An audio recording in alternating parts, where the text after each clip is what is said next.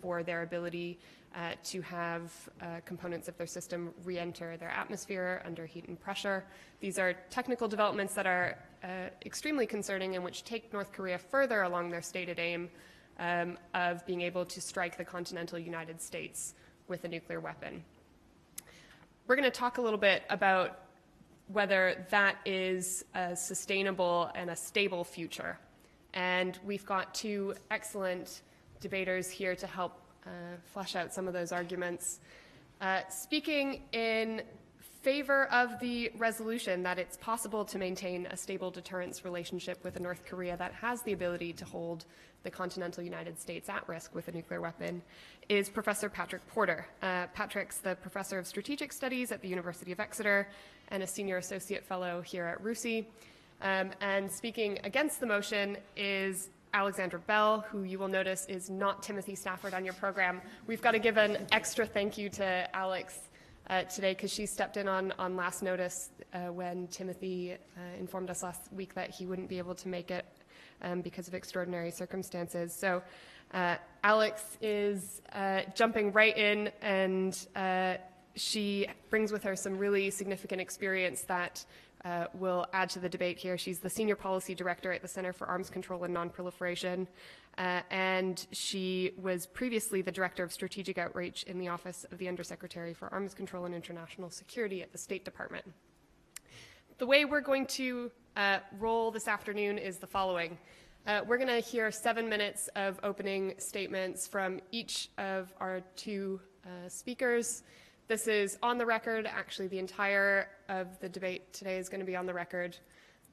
So they'll present their opening remarks. We'll then give each speaker the opportunity to ask a challenging question of their opponent, and they'll have 3 minutes each to respond to that. And then we're going to turn over to you for your challenging questions to the debaters. We'll take about 15 to 20 minutes of those, and then we'll give each the time for some concluding remarks. And with that, we're going to start straight away with Patrick. Well, thank you, Andrea. Good afternoon. Being the son of a preacher man, I can't resist a pulpit or a congregation. And the subject of my sermon is whether the United States and North Korea can have a stable deterrence relationship after, if and when, Pyongyang acquires a deliverable intercontinental nuclear bomb that can strike the US mainland. This matters to us all. If Los Angeles falls within North Korea's range, then so does Melbourne. So, Mr. Jongun, if you're tuning in, you've got my attention. This is about bad choices. And I want to make 3 simple points. Firstly, North Korea's bomb is a reality. We should learn to live with it. We can create a stable deterrence relationship through mutual restraint and compromise. This has risks, but the alternatives to this are reckless, either higher risk, unstable deterrence, or preventive war and no deterrence at all. So the key concept is stability. What do I mean by stability? I think a deterrence relationship is stable if neither party has or perceives an incentive to change its force posture out of concern that the adversary might use nuclear weapons first in a crisis. Stability does not mean perfect stability. It does not mean absence of competition. And it does not mean forever, but it does mean for meaningful periods. North Korea and the US already have a deterrence relationship. Both are concerned for survival. Both can credibly hold at risk what the other one most values. The US can obliterate North Korea, and North Korea knows it, and it chooses to be deterred in order to assist its own survival. That's one of the reasons it hasn't started a war in 6 decades.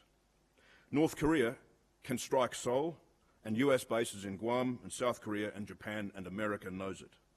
Both believe that the other has the capability and intent to respond to first move aggression above a threshold and inflict unacceptable costs.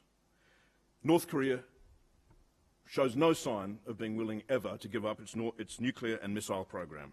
It identifies them with regime survival, despite sanctions, despite threats, despite talks, despite outreach to China, despite even presidential tweets, and despite the attempts to impress them by bombing third parties. They simply do not want to go the way of Colonel Gaddafi or Saddam Hussein. So far, The skirmishes have been limited. The crises have ended with cautionary behaviour.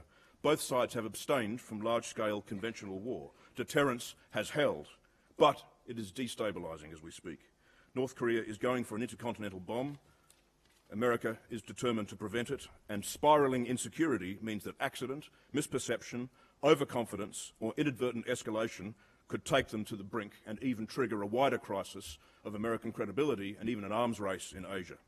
So how can countries stabilise deterrence? It takes political will. Both sides have to choose to be deterred and accept a degree of vulnerability. It takes credibility. Both sides must be confident that the other's nukes are survivable, yet that the other side will choose to remain deterred and not use them first. And it takes, above all, statecraft. Stability is not automatic in nuclear weapons systems. Nukes can destabilise relationships, risk inadvertent or accidental use, and especially when arms competition gets mixed up in other enmities. So it requires constant work, communication and signals. To achieve enough stability, both sides must neutralise or at least alleviate the security problems that could breed conflict in the first place. I want to suggest now a process of steps, some of them modest, some of them less modest, that could, over time, reciprocally stabilise the relationship. First of all would be to try and move on to a more normal diplomatic footing, if that's possible, starting quietly with back-channel talks, with liaison officers in capitals, moving eventually to higher-level dialogue. There would need to be a rhetorical shift on both sides, abandoning the rhetoric of extermination or regime change, refraining from nuclear threats and moving towards a sole purpose declaration. That is, not renouncing first use, but announcing that the only purpose of the nuclear arsenal is to deter the use of nukes against oneself or allies. It would also require hard action, signalling actions, scaling back or suspending US-UK military exercises, refraining from expanding the THAAD missile defence system, altering the overall military posture, emphasising emphasising counter-value rather than counter-force targeting, and signalling the acceptance of the survivability of the other side's capability, lowering the fears that the other side might preempt. North Korea would have to give up much as well. For it to increase its chance of survival, it would have to abandon its game of making threats to achieve concessions. It would have to refrain from provocations and wind down the selling of nuclear materials on the international market. All of this would have to be reciprocally linked with phased lifting of sanctions. And with some luck and some skill and some courage to move eventually to negotiating with four-power talks to actually finally end the Korean War. The US would need to accept North Korea as a de facto nuclear power, and North Korea would have to shift its declared goal to an eventual consensual and peaceful reunification.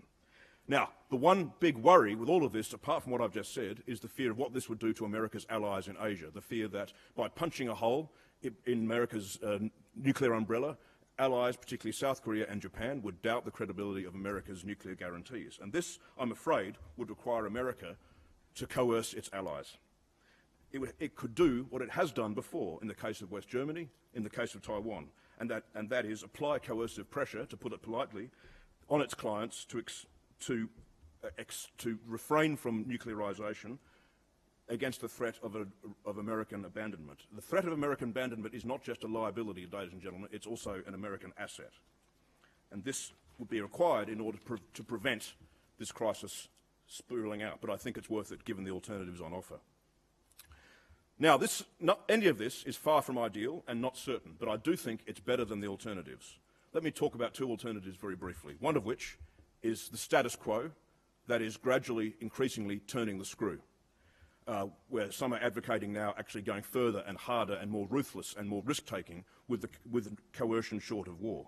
That is the idea that you coerce North Korea to abandon its nuclear ambitions and take it right to the edge, to cripple its finances, to expand missile defences, to neutralise its threat, in the confidence that North Korea and its major patron, China, would back down. I think this is an imprudent gamble. By taking North Korea to the brink, it might behave as though you are taking it to the brink. It could tip it over that brink.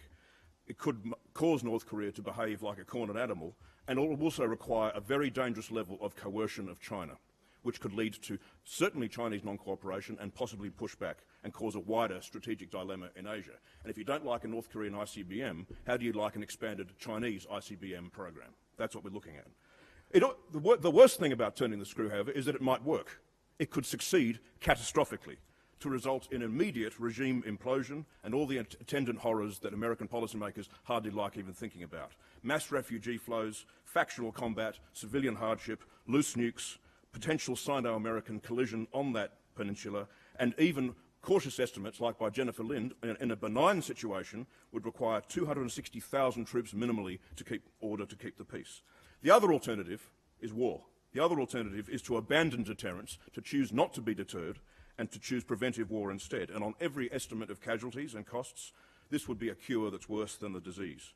Most South Koreans also oppose it. They oppose preemptive strikes and favour more comprehensive engagement, and Americans don't want it. And a lot of the bellicosity coming out of the Trump administration looks more and more hollow in this regard.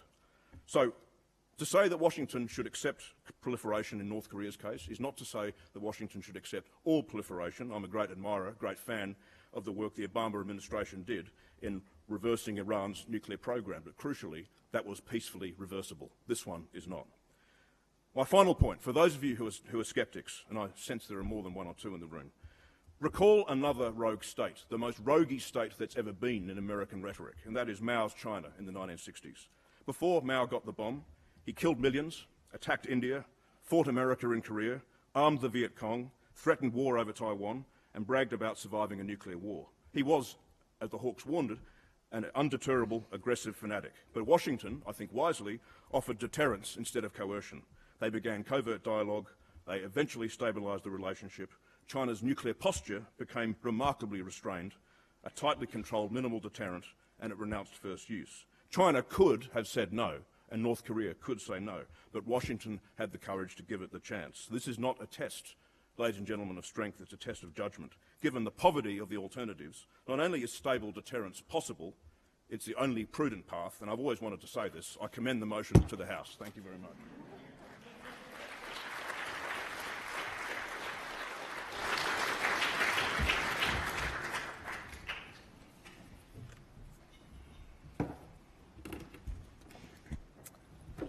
First, I'd like to thank PONI UK and RUSI for hosting this very interesting event.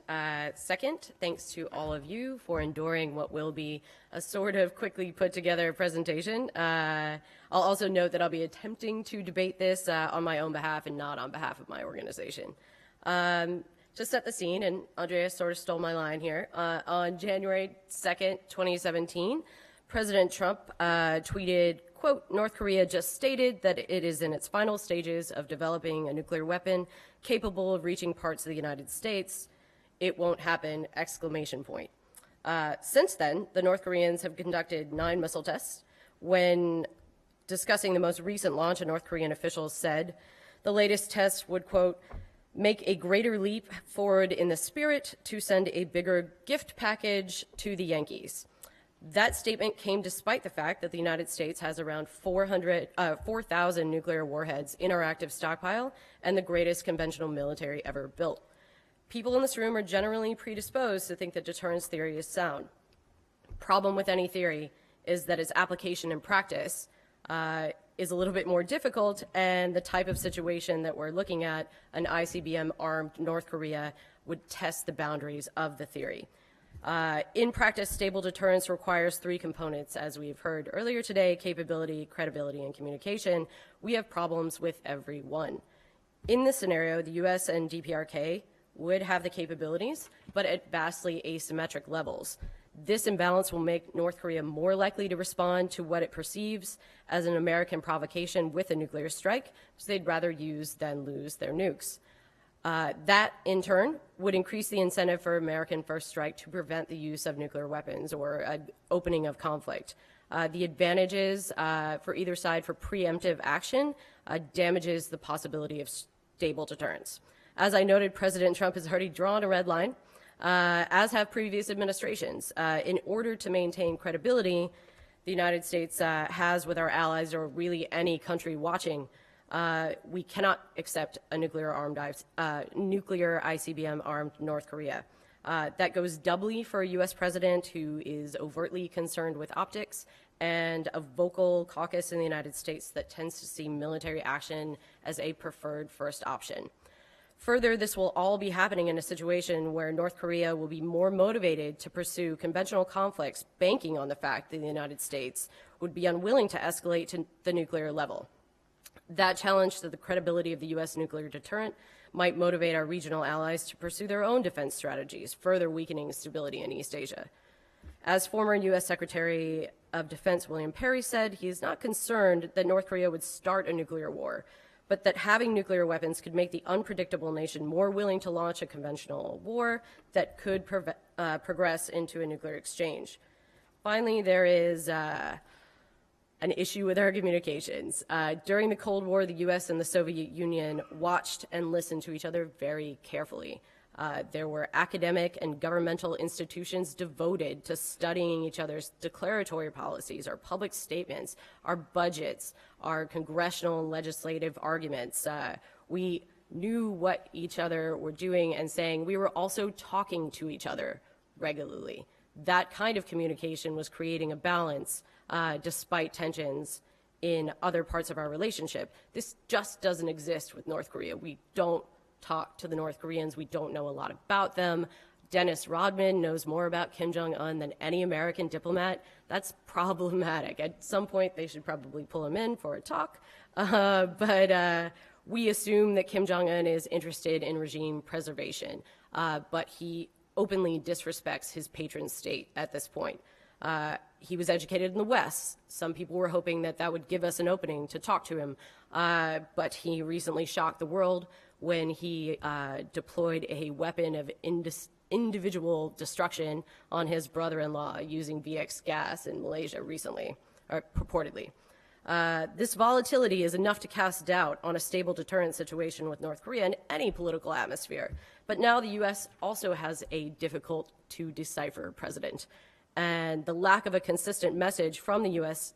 administration is exacerbating instability in the regions. At times, U.S. officials have contradicted each other, even themselves, within a matter of days.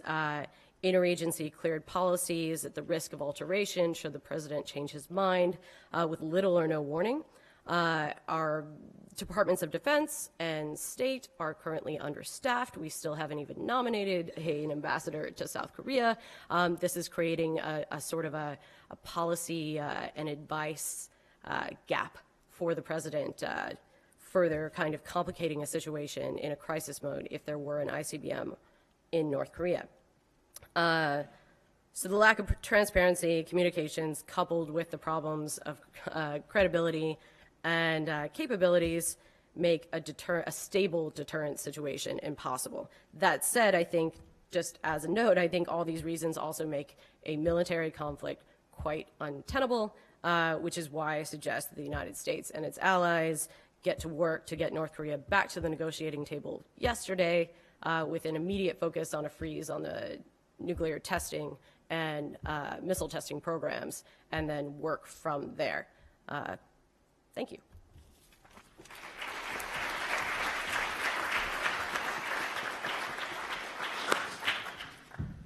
Great. Well, thanks very much to our two speakers for their opening remarks. I'm going to give each of you the chance to pose a question to the other.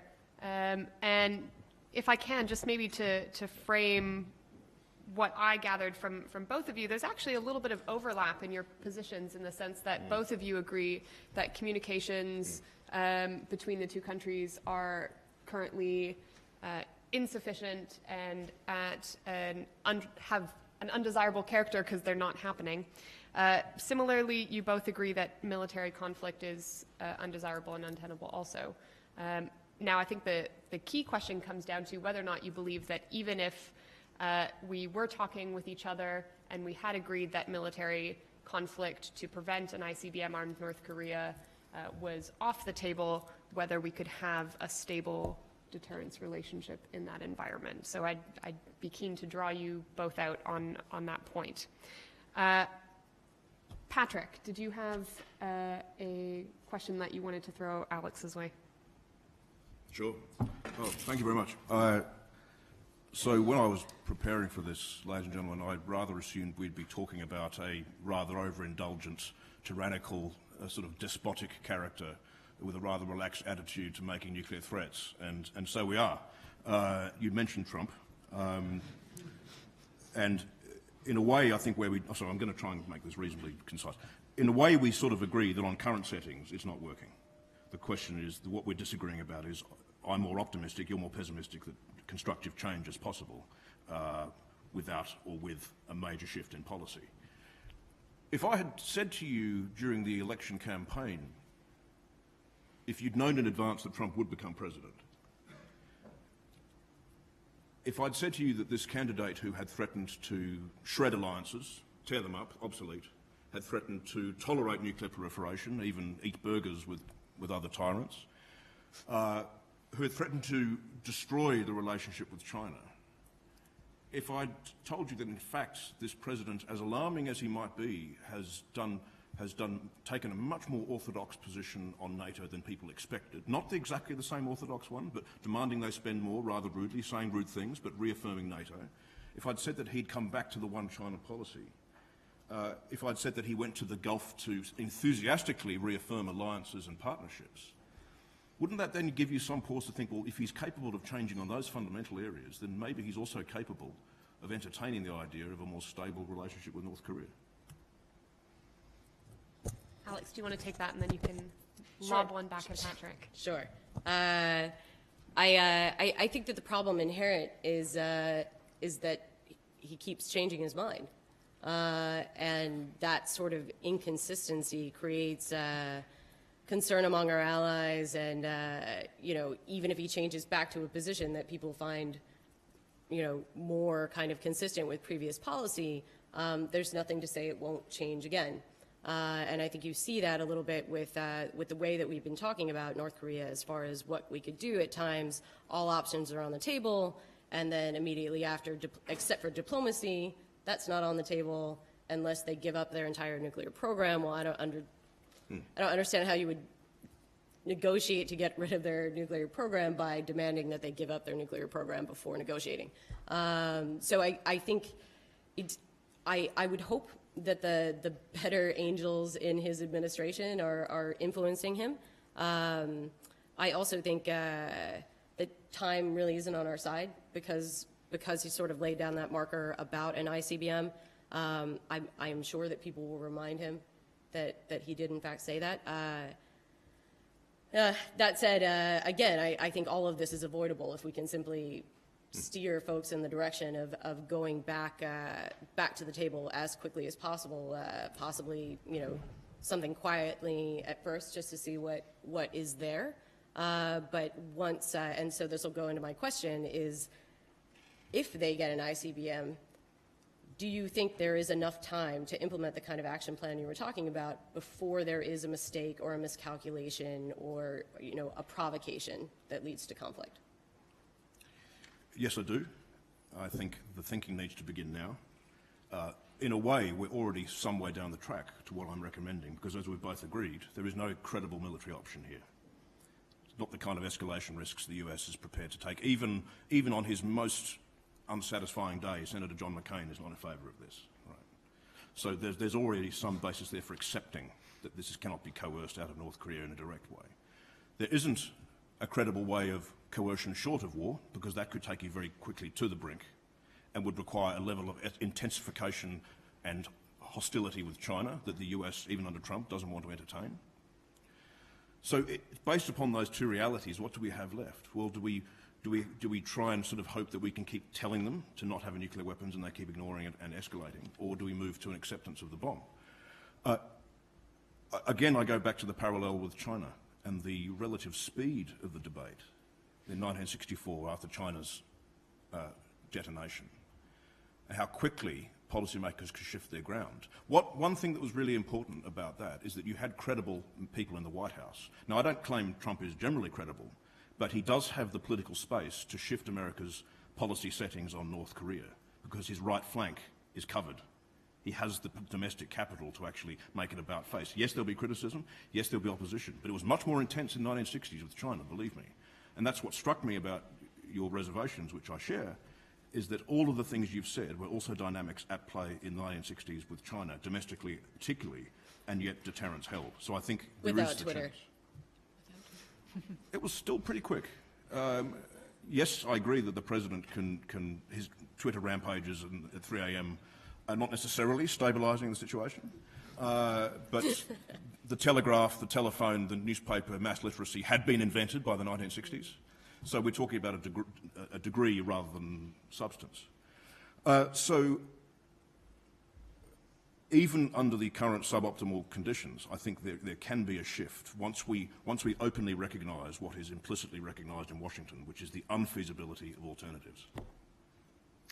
Great. Get your questions ready, because we're going to come to you in case you have areas and points you'd like to pick up on with our speakers.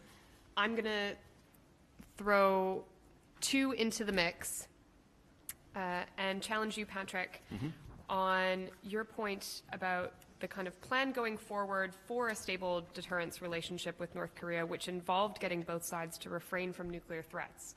And we've talked a lot about U.S. domestic politics. Let's talk about North Korean domestic politics a little bit, because I think that becomes a lot harder in the North Korean context, where that rhetoric has an audience in the Korean people to cement a common view and national identity based on external threats. So I'd like to get your thoughts on whether or not you think that's possible to be implemented in a timely fashion that the North Koreans can hold to because of their own domestic politics. And then I'd like to draw out actually from Matt's presentation here a second dynamic, which is that in the event that we get to a situation where we acknowledge in some form North Korean nuclear capability as being a state we're likely to be in for some time. Both of you identified that that would be problematic from the perspective of allies. We've already got allies here who think that is a real problem and who are determined to do something about it themselves. In a world where allies do take more of that deterrence capability into their own hands, do you think that the multilateral relationship is one that can still be stable? So I'll put both of those points to you quickly. We're then going to come to you. So I hope to see a lot of hands in a second. Well, thank you. I can't do full justice to the complexities of North Korea's domestic politics, but I'll have a go. I think that it is true that North Korea does thrive on a sense of emergency. It also thrives on a sense of international recognition. And there is a dynamic here where, in exchange for lowering the sense of permanent emergency and high mobilisation and threat, you get the reward of recognition, of nuclear recognition on a level. You get the reward of being able to say to the North Koreans, look, I've managed to get the much bigger beasts finally to tolerate and acknowledge our coexistence. But what's also important about that is crisis stability, nuclear stability, whatever you want to call it, is not the same thing as friendliness or absence of competition. Competition continues. They can still credibly say that North America would actually quite like regime change, would like us to liberalise, right? But then again, they can say with the gradual phase lifting of sanctions that they can take credit domestically for making them richer. And that's an enormously powerful legitimising tool, as China has shown, if handled carefully and slowly. So I think there's enough scope there for, if you're worried about the narrative, for shifting that narrative. Did you want to pick up on the other point? Yeah, I think I hate to sound like a broken record, but I think it just keeps going back to consistency and making sure that our allies are aware that we are there for them, both in all forms of deterrence that are necessary, conventional and diplomatic and military, and stop talking about extended deterrence like it's a protection racket and something that they're getting from us, that the actual outward extension of American forces is good for America, and that working to get we just need to make sure that they understand that this isn't something that we're going to take away from them if we feel like they haven't treated us properly, that we're we're not their patron state, we're their ally. Right. We've got a number of hands here. We're going to start here on this side, and then we'll take that circle first, and then we'll come over towards the middle. Malcolm will get the last word, I promise.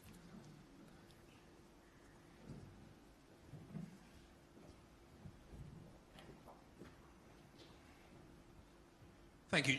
Jeremy Stocker from the Institute. The United States now has a modest but operational strategic missile defense capability, which was designed explicitly to deal with a future North Korean ICBM. So that gives Washington an option other than a threat of automatic nuclear retaliation. Or does that strengthen their deterrence ability vis-a-vis Pyongyang, albeit through a denial rather than punishment deterrence mechanism? So deterrence by denial. Who wants to start off on that one? Yeah, happy to. I think the difficulty with deterrence by denial threats and missile defence shields and all that is it is very likely not to change the calculus in North Korea, except for it to say we need to increase the pace, the quality and the quantity of our missile capacity to overwhelm those defences, and that's the destabilising nature. Now, you can accept that, and so we can have a whole debate about whether that's a better posture for America to be in, but I think it does trade off strategic stability. And I'd also sort of go with the line of Robert Jarvis, that actually small survivable arsenals do the job. I don't believe it's that significant that America has overwhelming nuclear capability. The fact that North Korea is, if it hasn't got enough already, will very soon have enough to make even Trump think 4 or 5 times about it, then that will do the job, probably. So what do missile defense forces look like in your stable deterrence Very relationship modest. with North Korea? Sorry, I didn't mean to talk Yep. over you. Alex, did you? Yeah, sure. Ballistic missile defense, conceptually a limited ballistic missile defense, I think is something worth pursuing and talking about it. The system we have now is not a workable system. 40% effectiveness rate on tests in highly scripted situations is not yet a workable system, and I don't think that we should be selling it to the American public or our allies as something that is fully hashed and worked out. It's something that I think the research should continue on, but as that's happening, we need to deal with the present threat that exists, which is stopping the forward motion of North Korea into expanding its missile capabilities and its nuclear program, and focus the lion's share of our work on trying to figure out a way to add pressure to effective diplomacy, the implementation of sanctions, et cetera, and expansion of sanctions, and get them back to the table. The missile defense is an important thing to research and talk about, but it's not going to help us with the problem that exists right now. Can I just ask as a follow-up to that, when you say we're trying to, both of the presenters here, are trying to get North Korea back to the table, what's your aim in getting them back to the table? Is it just for to have that kind of comms dialogue that gets you to a more stable situation? Is it actually to roll back the programs? What's the aim you're talking about in this? I preface this by saying that I am an absolute dyed-in-the-wool optimist. I was born that way. I can't help it. So I do think that there actually is some potential for trying to convince North Korea to change tracks. I don't think they'll just wake up tomorrow and decide to get rid of nuclear weapons. I think the first step, as I said, is a freeze on their testing and missile program. I think looking back at the lessons learned from the agreed framework and attempts after that to get them to cooperate in certain ways, what worked, what didn't work, looking at the JCPOA. It's, there are parallels. It's not the same exact situation, but we have a lot of knowledge built on that process that can be applied. I think it's important to kind of single out the nuclear program. There are a lot of problems when it comes to North Korea, whether it's human rights, regional aggression. I think if we can sort of pull out the nuclear part like we've done in the past with Iran and with the Soviet Union and then Russia, I think that's the best way to start. We're going to go to another question first. Here on this side again, did Jeremy still have the microphone? Because if not, I could just pass it on. Hi there, Ian Rippon from AWE. From both panelists at the moment, it seems to be that a lot of the focus is that the capability, North Korea would have capability in the very near future, and as a defence contractor, developing such a nuclear weapon system is not, let's say, a short, quick process, and whilst they're close to it, they may not get there prior to Trump being impeached or a change of administration by natural causes. So how would your stances change if there is a different administration in place, perhaps more moderate, perhaps more predictable, and also recognising that Kim Jong-un probably isn't going to change in the same sort of time frames? Great question. Who wants to start on that? Do your positions change? Yeah, no, I actually thinking that perhaps there would be a different administration now, that the idea that I was talking about trying to look at the lessons learned and what had and hadn't worked and try to figure out how we can get them back to the table, that was always something I was thinking about anyway. I think there's more concern because of the, like I said, the sort of the newness to these issues that this administration tends to have, and the fact that they haven't staffed up properly and don't have, I think, adequate leadership advising them on paths. But, you know, I am hopeful that they will get there, or that any administration would look at this as this is a problem we can no longer ignore or assume will just sort of go away, and, you know, take the steps necessary. I think everybody, it's like the thing you hear at every single conference in DC of like, we should lean on China to get, that's everybody's solution. And while I think that's important, we should also be looking at the fact that China's influence on North Korea is sort of limited. So maybe it's, instead of trying to influence China, talking with China about what we can do together. I think the nature of the dilemma is the same, whoever's in the White House. It used to be the case that Western diplomats could say to the diplomats of countries that were latently nuclear, look at Libya, you can come in from the cold, you can disarm, you can join the Fellowship of International Nations, you can trade with us, you can send your family to the LSE. Consider now the force of that example. That's the structural situation we're in, where North Korea has every rational incentive in the world to ensure that its nuclear deterrent is not only robust, but is deliverable and is secure. So I don't think it actually matters that much who the president is in terms of the ultimate nature of the situation and the narrow range of choices ahead of them. A determination to inhibit nuclear proliferation is common to just about every US president for the last few decades. It would be the same dilemma facing Obama and the same narrow range of choices. I think what really does matter as well, though, here, and this has come up a couple of times, is what's really at stake is not so much the fear of a escalation crisis between North Korea and America directly, it's what happens to American alliances. And I agree that alliances aren't a protection racket, but neither are they charity. America doesn't just have alliances as a gift to the world. It has those alliances in order to inhibit the militarization of other countries, like in South Korea, like in Japan. And actually, we hear a lot in Europe at the moment about the need to exercise leadership. Part of that leadership, occasionally, is telling your allies to get in line.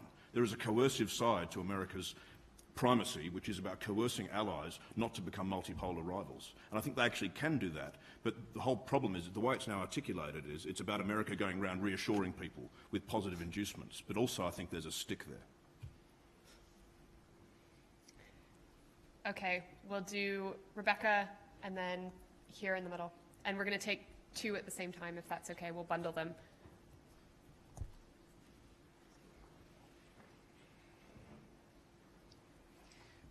Rebecca Hirschman with CSIS PONI. So I guess my question is principally for Professor Porter. If we all would agree that stable deterrence rests on a credible threat of the use of force, we might agree, I think your presentation said, that the North Korean regime may well not understand what the nature of thresholds. They will likely explore space below that threshold to try to determine. So I think we are likely to be tested. So the question becomes, why wouldn't we be better off threatening and being prepared to use force to encourage a much more coercive diplomacy prior to the deployment of a nuclear-armed ICBM, rather than the rather significant risk that will be pressed to use force in a post-nuclear ICBM world? Sure. We'll take the second question as well. Rebecca, if you just want to pass the microphone just next to you, we'll go there in the second round. So, Hi, Ben Renner, BS Systems. You mentioned in both your talks about the use of sanctions and things like that. We also mentioned about missile tests currently ongoing. Have we not already employed a number of severe sanctions on North Korea? I was just wondering, how effective do you believe sanctioning individuals such as Kim Jong-un actually is? and could you send your microphone back there to that side? Thanks. Right. On those questions, Alex, let's start with you first. On the sanctions, implementation could be improved. You know, there have been no shortage of think tank experts and government experts looking at how the sanctions that are currently in place could be expanded and better implemented, and whether that goes to better control of banking in the region, better control of interdiction, shipments in and out of the country. There are things that can be done. As with kind of any sanctions regime, the longer things are in place, the lazier people get and the more creative people get about getting around it, supply and demand being what it is. North Korea has money to spend, and people are going to figure out how to get things inside. So we have to be constantly looking at the ways to both fill up the holes and the gaps through which illicit substances and materials are getting.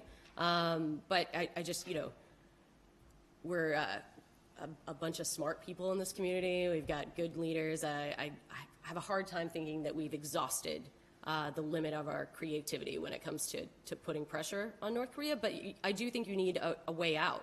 There also needs to be a clear path to the table that this is going to continue to happen unless you come over here and start talking with us and have real discussions and get over this idea that, we're not going to talk about your nuclear program. That's going to be on the table, but we'll be able to discuss other things as well. We're creative. I think we can find some stuff. I think, and building on that and the question, the difficulty with that is that it takes a level of diplomatic skill which is superhuman, given you're telling North Korea at the outset that you don't want their nuclear weapons program to exist. I think constructive dialogue and stabilising a whole lot of areas of the relationship will be made infinitely easier by accepting their nuclear program. Not necessarily as legitimate, but as a reality and as a fact of life. The question you asked about testing and thresholds, I think that's more likely in an unstable relationship. The point about a stable nuclear relationship is that there is still a very credible threat that complicates the calculations of them. So it may be that they do try and probe, but it will be more likely to be below a very certain threshold. So there would be some competition, there'd be some risk. You're absolutely right. There is no risk-free option. What I'm offering could still lead to catastrophe. But if we go to if we go to the alternative of turning the screw to take them right to the brink, so that we're actually, someone said the other day in Foreign Affairs, advocating this policy, we need to make clear that we'd rather they collapse in chaos than them develop nuclear weapons. Well, when North Korea hears that, and we heard about soft power, can you imagine the response to that? That you actually you've moved from threatening their survival to actually threatening their survival, not just rhetorically, but doing it. So I think what I've outlined is very imperfect, but you've got a much better chance of confining such competition as there is below a very low threshold, a high threshold which we can live with. Okay, 2 more questions here, and then Malcolm, I think you had one. Do you still have one? Yeah. James Hayes, MOD.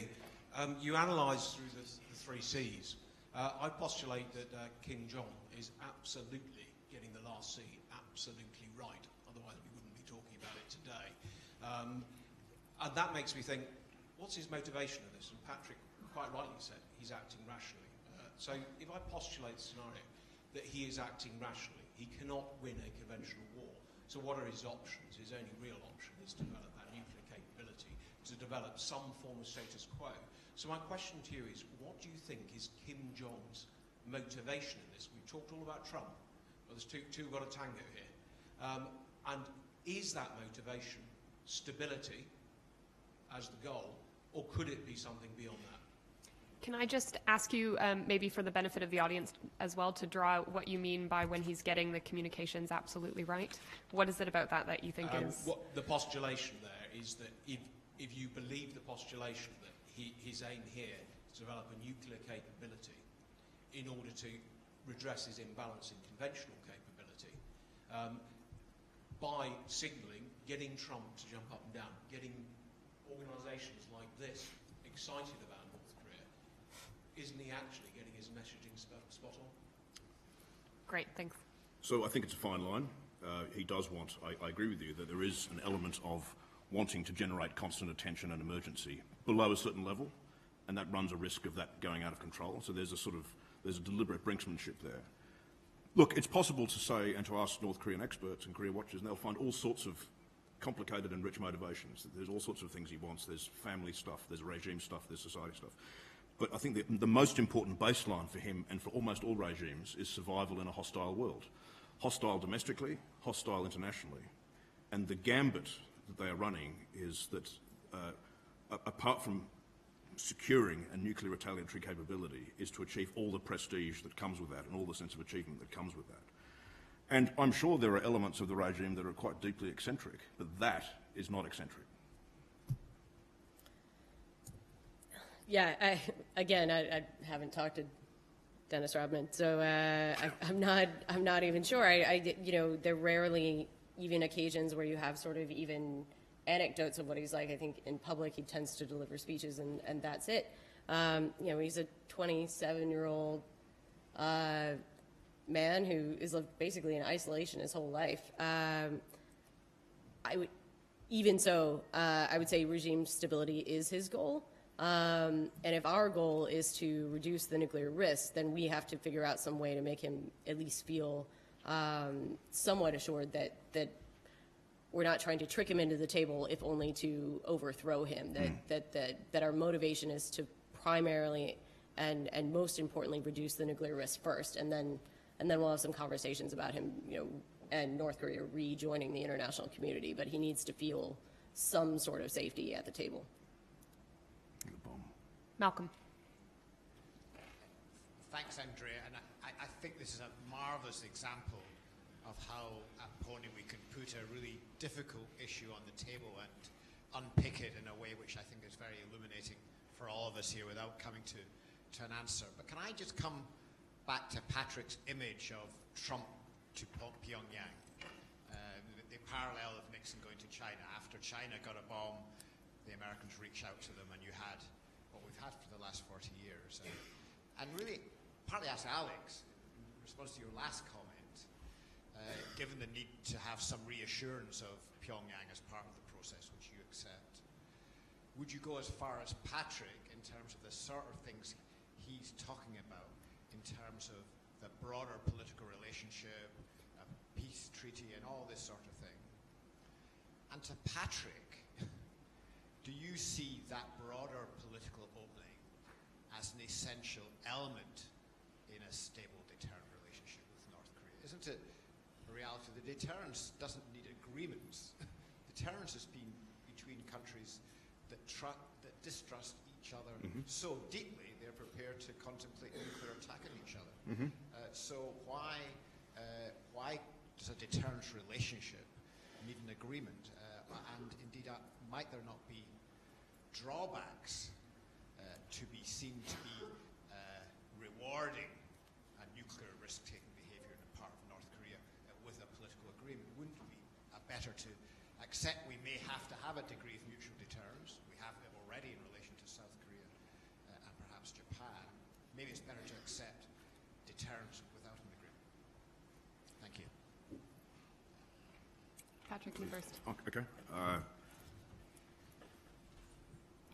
Yes, you're right. You can have a stable deterrence. You can have a deterrence relationship between antagonists who deeply distrust each other, have very little other relationship, but who trust in the raw logic of retaliation and punishment. You can have that. I think it is much less fraught if you also open a wider political conversation going. It doesn't mean that erodes all distrust, but it does relax existential fears. And if you can relax existential fears that for whatever else is happening, it's increasingly implausible the other side's going to try and take us out, then you create space for creating a different kind of relationship where there is an overall less likelihood of an inadvertent escalation. And there are also sort of cases in between, like India, Pakistan, with great familiarity but also great distrust, where if you look at the way they've worked very hard to stabilise over between 1999, the Kargil War, the 2001 attack on the Indian Parliament, the Mumbai bombings, the way in which actually very, very fraught and difficult situations didn't lead to inadvertent escalation because all the work was put into signalling there. And I think that is certainly possible as well, even between partners like America and China, America and North Korea that have historically distrusted each other. Yeah. Alex, did you want anything on that? On the other point about going back to beyond just a nuclear agreement and peace treaties, I think there tends to be a problem, an idea you see at times where people think you get a treaty and then it's done and you can sort of walk away and you don't have to tend to it, upkeep it with the agreed framework in 1994. like to posit that we had something good going on there, and then it started to go badly, and instead of figuring out with all parties how to fix the problem in the agreed framework, we sort of just let it fall through our fingers, and I think we've been trying to get back there ever since. So I think in order to get down the road to, the big issues, actually, a peace treaty on the peninsula, ending the Korean War finally, it's just going to have to, at the risk of using a term that people tend to hate now, a step-by-step process where, the freeze first, then dealing with the nuclear program.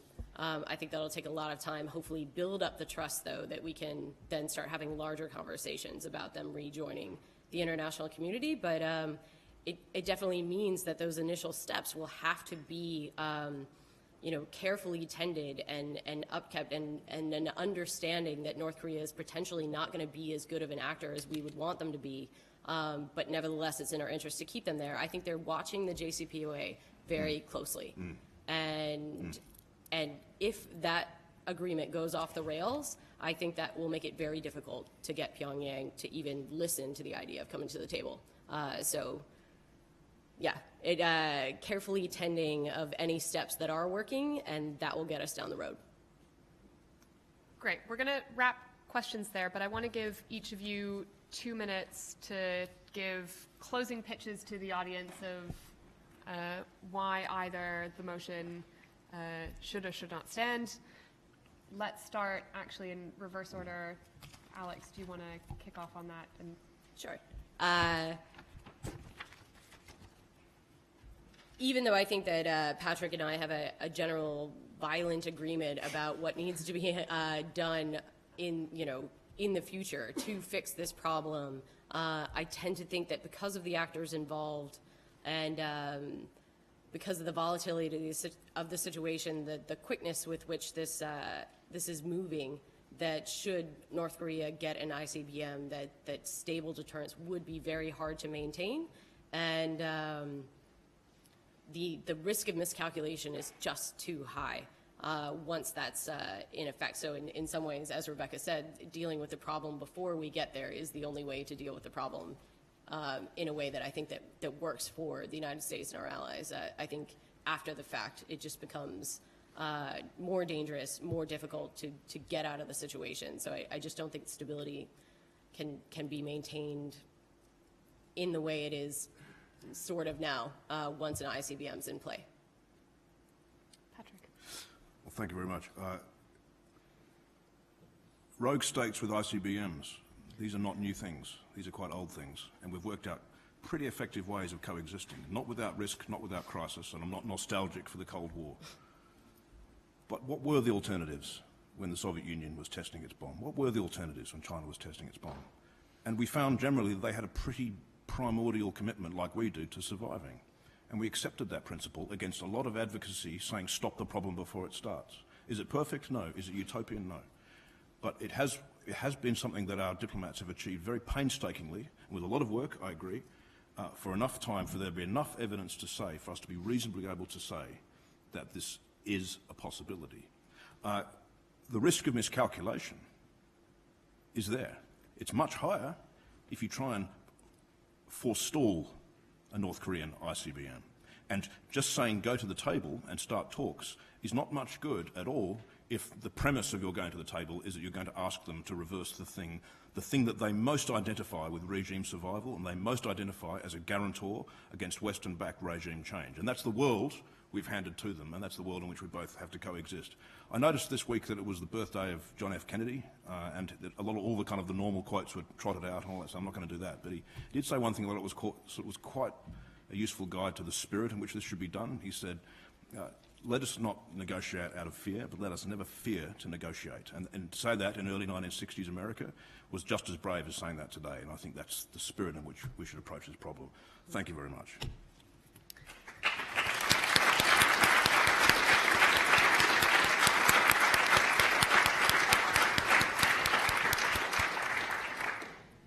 Just to sum up, I thought we had a fabulous debate here. We're going to take a straw poll vote in a second, just to see where the audience falls on the question.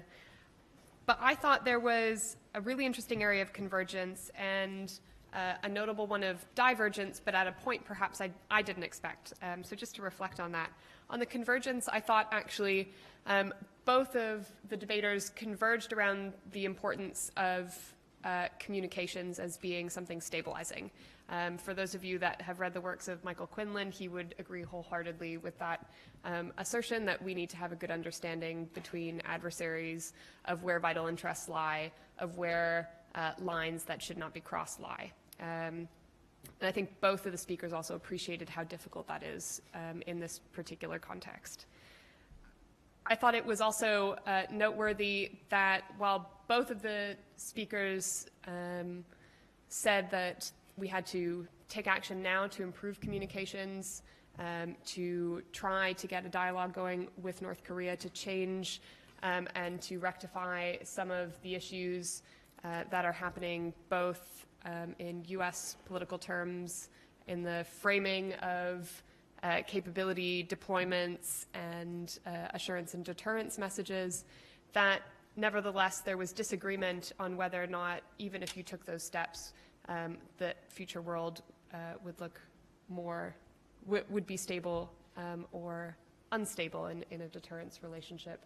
And actually it seemed like, Alex, in your view, when you were spelling out those things that we need to do now, it was to reduce some of the instability, whereas Patrick described it as increasing the stability, and it's just a question of where we get to on either side of that delicate movement in the way that this debate was framed. So let's take a quick vote to see where you stand on the motion. All those in favor, if you could raise your hand. So this House believes that it is possible to maintain a stable deterrence relationship with an ICBM-armed North Korea. And those opposed? I would say in favor has it, but not by a huge margin, which is interesting that this is going to be a debate that continues in this community. So I would just like to thank our wonderful speakers again for debating this very difficult question.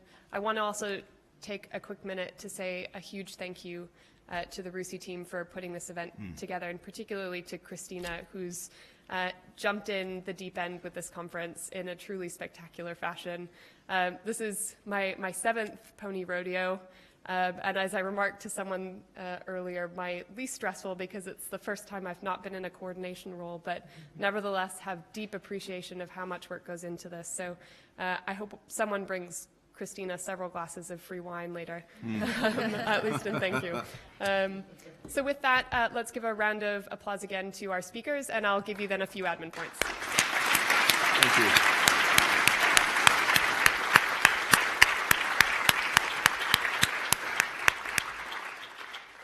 So lunch is now going to be served upstairs. I've been told that we all need to be back here at 2 p.m. sharp. You may sit at your own tables and make your own teams for what's going to be a quiz that I gather has some very good team names already sorted out for you. So mix up a little bit, but free seating arrangement when you come back at 2 p.m. Thank you, Andrea, very much. Thanks. That was great, guys. Thank you. No, I was like, you rally for not.